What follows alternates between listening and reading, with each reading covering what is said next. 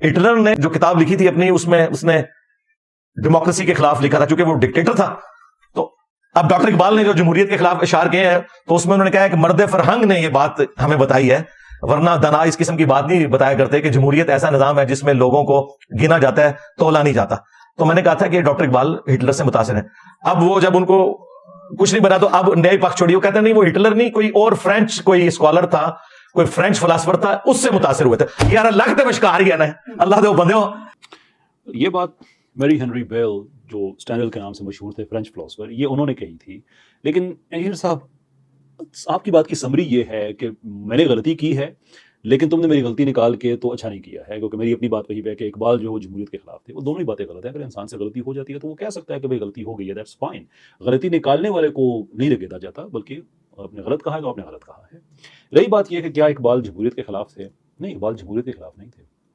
This is one of the biggest mistakes جو کہ ہمارے سیکولرز ہیں. خیر ان کو میں مسٹیک نہیں کہوں گا اس لیے کہ وہ تو قصدن کرتے ہیں، لیکن انجینئر صاحب کو یہ مارجن دیا جا سکتا ہے کہ آپ سے انجینئر صاحب یہ غلطی ہو رہی ہے کہ اقبال کو جمہوریت کے خلاف شخصیت تھے. قطعی طور پہ جمہوریت کے خلاف نہیں تھے.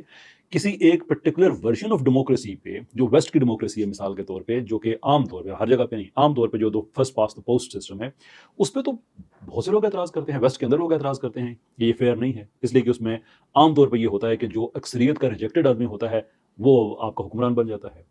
اس کا مطلب یہ تو نہیں کہ وہ جمہوریت کے خلاف تھے. اقبال نے جو خطوط لکھے ہیں، جناح کو لکھے ہیں، جو ان کی ریکارڈنگز ہیں، اگر وہ پڑھیں تو ایک بات روز روشن کی طرح یہاں ہو جاتی ہے کہ وہ پرو ڈیموکریسی تھے. اگر ایک ورژن سے ان کو اختلاف ہے تو اس کا مطلب یہ نہیں کہ پوری ڈیموکریسی کے خلاف ہے. اب مثال کے طور پہ انہوں نے ایک خط لکھا کہ وہ جمہوریت کو اسلام کے کتنے نزدیک سمجھتے تھے. Just listen to this. It is clear to my mind that if Hinduism accepts social democracy, it must necessarily cease to be Hinduism.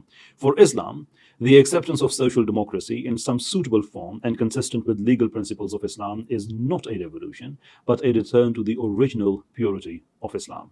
یہ انہوں نے جناح کو خط لکھا جس میں وہ جو جواہر لال نہرو صاحب کی کوئی ایک سوشلزم وہ لے کے آنا چاہ رہے تھے، اور جو ان کا آئیڈیا تھا لے کے بھی ہے، ویسے آزادی کے فوراً بعد انڈیا کا نقصان بھی بہت زیادہ ہوا. خیر وہ ایک اور ٹاپک ہے. اقبال اس پہ کرٹیسائز یہ کر رہے ہیں کہ اگر سناتن دھرم کے جسے ہندوازم کہا جاتا ہے، اگر وہ سوشلزم اپنا معافی چاہوں گا اگر ڈیموکریسی کو ایکسیپٹ کرتے ہیں تو وہ پھر ان کو ہندوازم چھوڑنا ہوگا.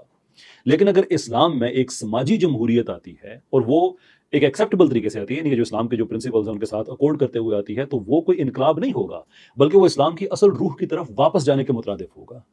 اس لیے انجینئر صاحب بہت معذرت کے ساتھ، آپ ایک پرولیفک اسپیکر ہیں، لوگ بہت آپ کو سنتے ہیں، لیکن میری آپ سے ریکویسٹ ہوگی کہ جس میدان میں آپ لگے ہوئے ہیں وہاں سے لوگ بہت کچھ سیکھ رہے ہیں. آپ فرقے بازی پہ بات کرتے ہیں، آپ کو سارے مسالے کے علماء کاؤنٹر میں جواب دیتے ہیں، لوگوں کی یہ ایک اچھی علمی گرومنگ ہو رہی ہے، آپ کو سنتے ہیں، باقی لوگوں کو سنتے ہیں. میرا اس پہ کوئی تبصرہ نہیں ہے، وہ ٹھیک ہے، ایک چیز چل رہی ہے وہ چل رہی ہے. لیکن سیکولرزم وہ میرا میدان ہے، ایتھیزم میرا میدان ہے. میں اللہ کے ہاں میرے جواب دینا ہے، اگر میں ان چیزوں پہ کرٹیسائز نہ کروں تو مائنڈ نہ کیجیے گا، پر آئی ہیو ٹو. میری آپ سے ریکویسٹ یہ ہے کہ جو آپ کی فیلڈ ہے آپ اس میں کام کریں، بہت اچھی بات ہے. یہ وہ چیزیں ہیں جو اسلام دشمنوں کو تقویت دیتی ہیں. یہ وہ چیزیں ہیں جو سوشلزم، کمیونزم، مارکسزم، ان چیزوں کو، مارکسزم کو سائڈ پہ رکھتے ہوئے کمیونزم اور سوشلزم، ان چیزوں کو وہ ایک بڑا لوگ ان کو آئیڈیلائز کر سکتے ہیں آپ کی باتیں سن کے، جبکہ ایویڈنٹلی یہ آپ کی ایکسپرٹیز نہیں ہے. بہت شکریہ آپ کا.